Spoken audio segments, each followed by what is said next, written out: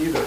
And so now's the time to use that surplus, and they could have used $250,000 of it to keep those matching funds for CSER. So would it be your? But they didn't. Would it would be have your been preference? 50, actually. Would it be your preference then to continue, which is somewhat unusual in the current format, to not have a transit district?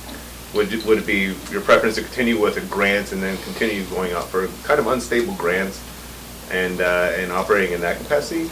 I think that there's other ways to do it. I know that TriMet is actually not paid for by a property tax. It's paid for by a payroll tax. So there's lots of things to think about, and it's not my area. And that would be probably my final sort of comment on CC Ryder, was that we need a real manager. And frankly, Janet Wright is not that person. And that's sort of the issue. I mean, she's a grant writer, that's great, but she's not a transit coordinator. And we need to hire somebody that actually does that for a living and come up with some different plans, because I don't think a special district's the idea. I don't think a property tax is. I don't think it's necessarily a depletion fee either. I probably would look more at a payroll tax or something like that, rather than a special levy in a special district. I think payroll tax, I don't think that a payroll tax would be a great idea, since we're trying to attract business and not encumber them. Would it be a payroll tax on businesses in the county? I know TriMet, the way that TriMet works, it's a payroll tax that On businesses in on Multnomah businesses County. in the. They don't tax people in Columbia County, do they? They No, don't it's tax tri-county area. Yeah, they don't tax people. So probably You know, that the problem with that would be that if we have 70 to 90% of our people commuting into Portland to work, they're not gonna pay that payroll tax. No, it gets paid in Beaverton. They pay it to Multnomah and Washington. They're probably paying for Yeah. it, yeah. They pay in TriMet. They do pay it, and I also think that trying to recover some of that tax is a good idea. And say that, and maybe even merging or having some interoperable agreement with TriMet to say, we get that tax for those people that live in our county. I think there's lots of things that we could talk about that besides. This brings up another issue. We've got a lot to offer people that want to commute. And there's a lot of people that move here to commute because it is a good commute. It's one of the fastest commutes into Portland and Beaverton. We've got we've got a nice little community here where children are accountable, where parents are accountable, where they can be involved in their school districts. What we've got to do, I think, and it's been a horrible thing for years, is Cornelius Pass. It's out of the county, but somehow, and I know Betsy's been working on it, but we need to continue to pressure Multnomah County and Washington County to improve that road through that valley. And they can't route, we can't just roll over every time they want to route hazardous material through Cornelius Pass, but they don't want to go under that tunnel up in Portland. 26. Yeah, so they routed out to Cornelius Pass. My gosh, how many people have died on that road in the last 20 years? Well, the senator wants to make it owned by the state. That's her kind of goal, is to transfer the Cornelius Pass. It's a State major ownership bottleneck in this county. You change Cornelius Pass, and you change Columbia County. But if that happens, it's still, it's a huge problem, because it's more than just money, because you're gonna have to condemn property, you're gonna have to probably take out houses. I mean, it's a big problem. Well, it's doable, and it's going to have to be done. And we need to be putting pressure on Washington County and Multnomah County to get that road changed, because it's dangerous. They can't even put up a guardrail.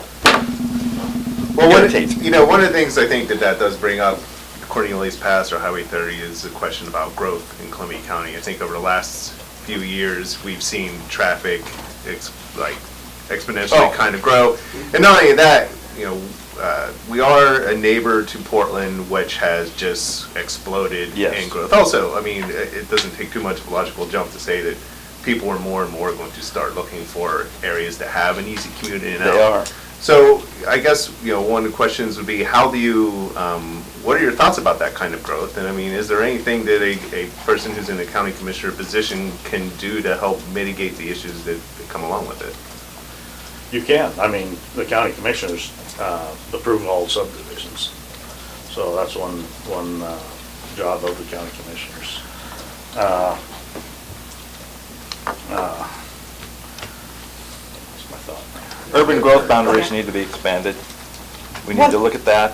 One of the other things that we need to consider, and I've been on a committee that has been working on this for several years, is the availability of potable water.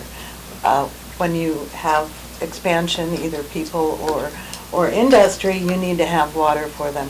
We have found, despite the fact that at my house we get 60 inches of rain, it runs out into the Columbia River and leaves us fairly quickly. So we're going to have to look at some water storage issues.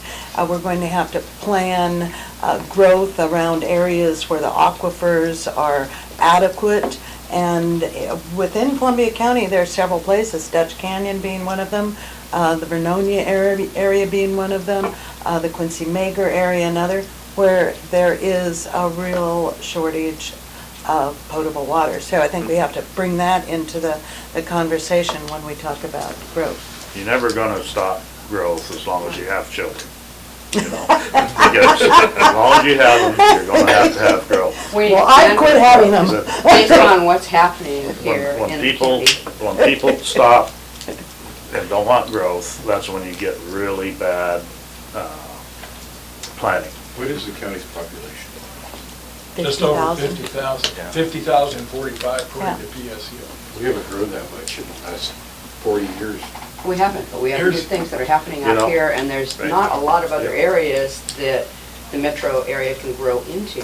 One point I want to make is, if you go back into history and look at the planning of what people planned back in the 20s in Columbia County, it's unbelievable.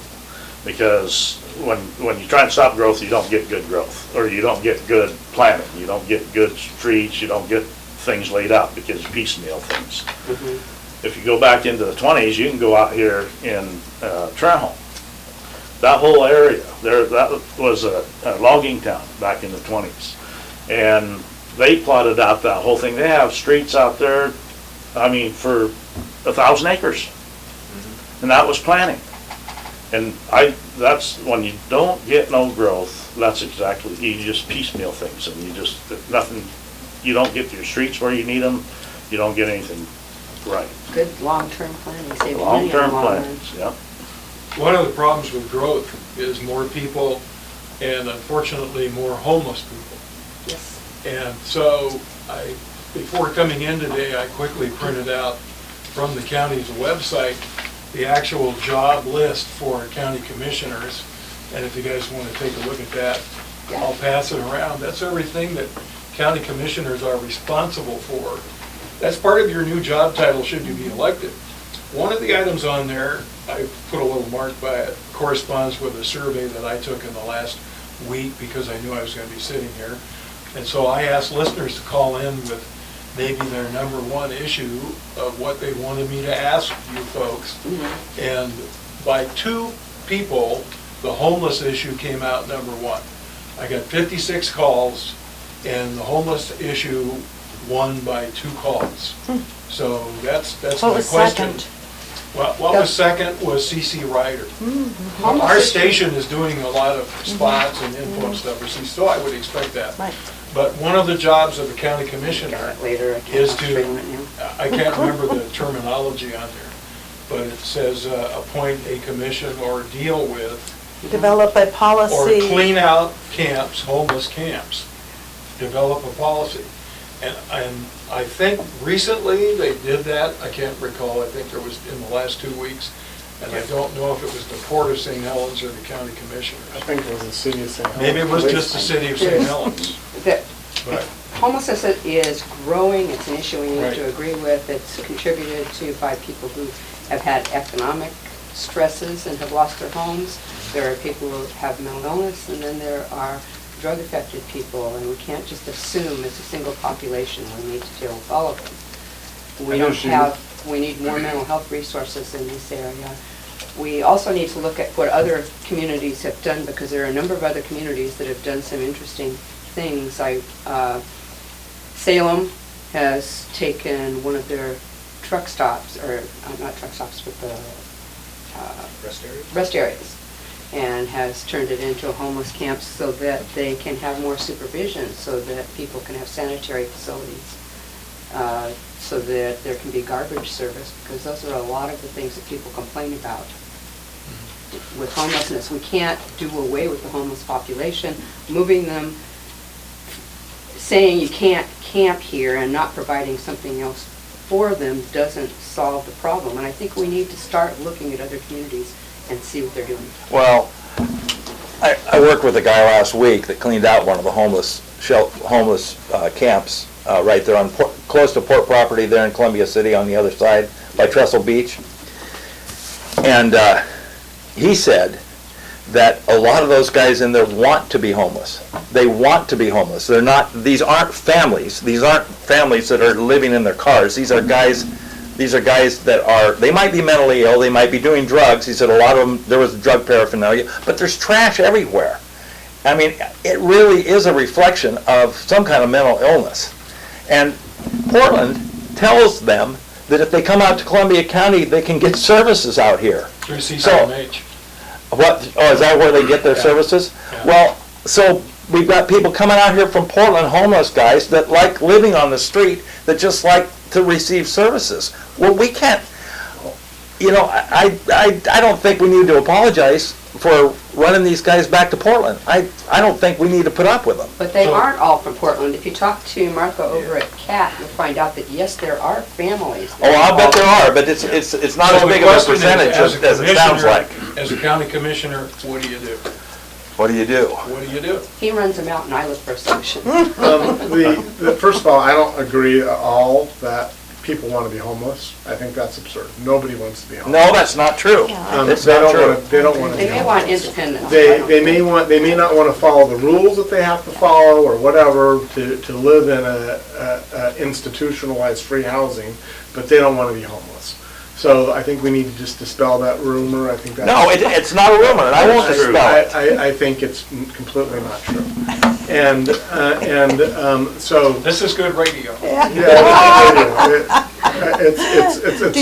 To me, Can you it's... cite that? Do you have a citation? I know. citation I for have that? family that's been homeless. They Well, don't want I to be know. homeless. Of course, your family I doesn't pick wanna up be homeless, hitchhikers. but there I can tell you, may be I other picked up people that hitchhikers do. that want to be homeless. No one wants to be Seriously. homeless. I don't believe it. It doesn't happen.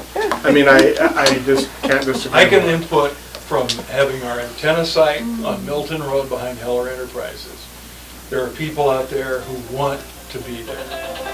These guys that I've chased out 10 times keep coming back because that's their little home out there, out in the brush pile by the antenna. Maybe the ground radios keep them warm, I'm not sure. I think there are people that want independence. Maybe if they don't want to be there, I maybe know. they're just used to Whoever that it is, we're lifestyle talking and to they them. feel comfortable with it. Yeah, but they don't want to be homeless. There are a lot of people that, you know, that you can kind of consider them, that where the county could help is the people that's living in trailers. To me, they're homeless. They've lost their home or whatever. They have a camp trailer, they're living in that. There's got to be facilities, but it all comes down to making jobs.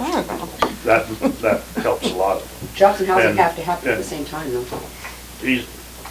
He's right. I mean, there are a lot of people, there's people up on the streets up there that just, they don't want to, they want to be left alone and that's their life.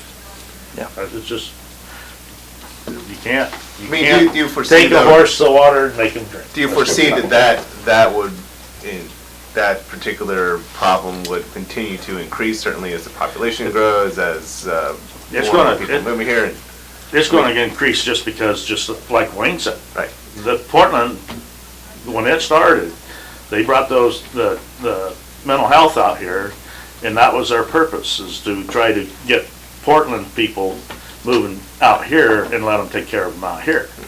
And that's where we're getting more and more, because we're getting more of those agencies out here.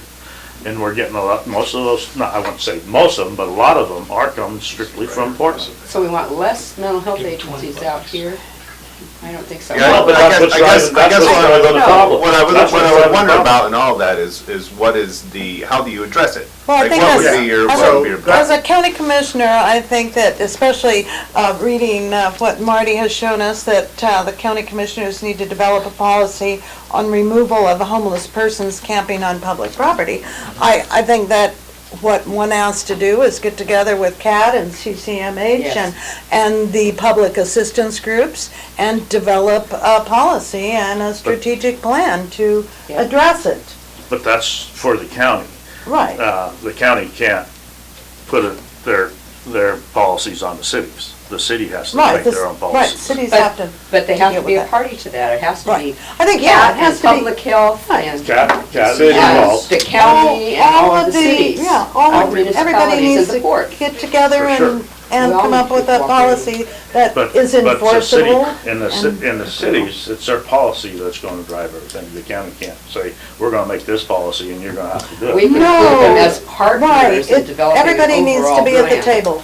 There are other communities that have solved the homeless problem, like Utah State is on track to solve homelessness. And New York. And they have found that in fact, people don't want to be homeless, but they do not want to follow some of the rules that currently, for example, CAT is a perfect example. If you're on CAT and you're caught with drugs, you're kicked out, you're out of the program. And a lot of these people are on drugs, that's just the reality of it.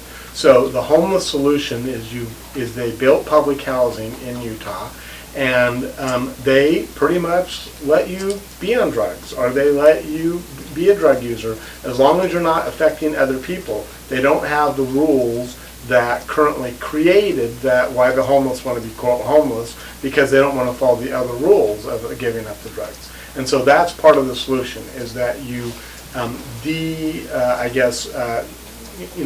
industrialize those housing to make you follow all these rules that they don't want to follow, but you just let them live there.